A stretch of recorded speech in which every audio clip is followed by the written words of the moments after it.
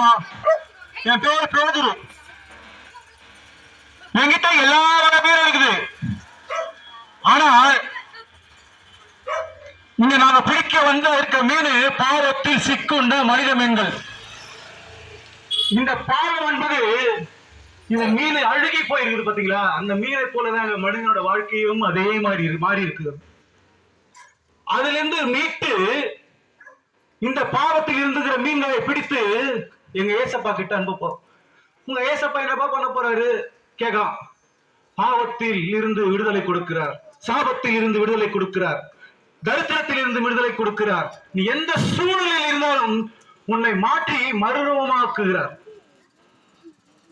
துள்ளி விளையாடும் டால்பின் மீன் போல உன்னை மாற்றுவார். அழுகி போன மீனாய் இருக்கிற இந்த மனித வாழ்க்கையை மாற்றி துள்ளி குதிக்கும் டால்பின் மீனாக மாற்றுவார். அந்த மீனை வாரந்தோறும் எல்லா பகுதியிலும் போய் நாங்க பிடிச்சி எங்க ஏசப்பா கிட்ட கொடுக்குறோம். அவர் பரிசுத்தப்படுத்தி பரலோகத்துக்கு அனுப்ப போறார். அது மாதிரிதாங்க என் வாழ்க்கையும் அழுகி போன மீன் போல என் வாழ்க்கை இருந்தது. 6 வருஷத்துக்கு முன்னாடி மிகப்பெரிய குடிகாரனா இருந்தங்க. கொஞ்சம் நெஞ்சம் குடிகாரம் இல்ல. இந்நேரம்லாம் ஒரு புல்லு மேல அடிச்சுட்டு பத்துல இருப்பேன். 25 கிலோ மூட்டையில அந்த மூட்டையில மூட்டையா பாட்டிலுங்க சேரும். என் மனைவி சொல்லுவாங்க, என் பிள்ளைங்க சொல்லுவாங்க, கேட்காது. இந்த கால் குடி பழக்கத்துக்கு தான் டெய்லி எந்த ஒரு நல்ல விஷயம் கெட்ட விஷயம் அதுக்குதான் போகும்.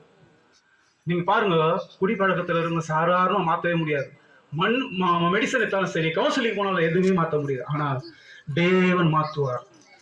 அவர்கிட்ட இருக்கிற வல்லமை